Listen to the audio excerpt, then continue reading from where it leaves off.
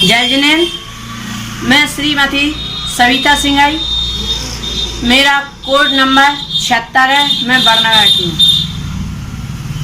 आज आचार्य श्री विद्यासागर जी का संयम दिवस है, जिसके बारे में मैं अपना संस्मरण प्रस्तुत कर रही हूँ। वैसे तो मैं बचपन से ही आचार्य श्री की परम भक्त हूँ और उनका ही स्मरण करती हूँ, लेकिन जब से याद है 1992 में जब कुंडलपुर में चतुर्मास हुआ था, मैं पिछी परिवर्तन के दिन वहाँ पर अपने भाई भाभी के साथ दर्शन हेतु गई थी। उसके वहाँ पर बहुत ज़्यादा भीड़ थी, लेकिन दर्शन पास से नहीं मिले थे। फिर मैं भाग्योदय तीर्थ पर 1998 में अपने पति के साथ दर्शन हेतु गई और वहाँ पर 3 बार, जहाँ पर आचार्य जी श्री विराजमान थे, उस कमरे के 3 बार परिक्रमा किए और 3 बार उन्हें नमोस्तु भी किया। इस प्रकार और आगे फिर मंगलगिरी में दर्शन हेतु गई और फिर खजुराहो में अभी 2019 में ही चतुर्मास हुआ था, तब मैं वहाँ पर दर्शन हेतु गई। चौके में आहार देने के लिए भी उत्सुक थी, लेकिन नहीं मिली। और आगे फिर देखा कि नेवावर में जब चतुर्मास हुआ था तो 23 जुलाई 2002 को मैं वहाँ दर्शन करने के लिए गई थी और बहुत ही भीड़ थी। उस समय बहुत ही गर्मी भी थी, सूखा अकाल पड़ा था और सभी आचार्य संघ के ऊपर बहुत ही ज़्यादा बीमारी हो रही थी, टाइफाइड फैला हुआ था।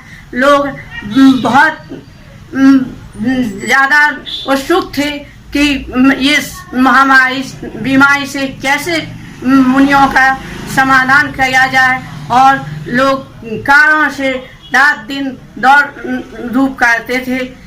और मैं एक ही बार वहाँ पर दर्शन करने गई थी। अभी 8 मार्च 2020 में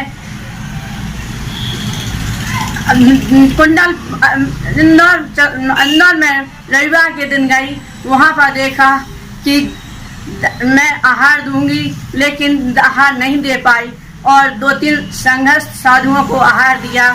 फिर दर्शन करने के लिए उनके कमरे के वहाँ जाने को हुई थी कि जीने से ही लोगों ने कहा कि नीचे जाओ और वहीं दर्शन हो जाएंगे। तो हम लोग जीने के पास खड़े रहे, फिर यहाँ वहाँ देखा, लेकिन दर्शन नहीं मिले। इतने में पता चला कि आचार्य श्री दूसरे तरफ से बाहर चले गए हैं और दौड़ते हुए पीछे गई तो कहीं शायद पांडाल में जा रहे हैं, लेकिन पांडाल में भी नहीं गए। फिर लोग आगे भागे और कहने लगे कि अभी सोच के जा रहे हैं। इतने में हम लोग मंदिर में बैठ गए। वहाँ अष्टांगा चल रही थी, इसलिए 28 पड़ी और फिर मंदिर के बाहर आई तो आचार्य श्री के पास से दर्शन हुए। और इस प्रकार दर्शन करके फिर टाइम ना होने के कारण मैं उस दिन का प्रवचन का लाभ नहीं ले पाई और वापस बरनगर आ गई। इस प्रकार हमने देखा कि आचार्य श्री की दिनचर्या बहुत ही कठिन है और उनका टाइम टू टाइम ही समय निकलता है। इसी प्रकार आगे निकलता रहे और रत्नात्रा में कोई बाधा ना हो, संयम के मार्ग पर दृढ़ रहे और उनकी दीर्घ आयु हो। ऐसी भावना के साथ मैं एक मुक्तक सुनाकर अपनी बात पूरी करती हूँ।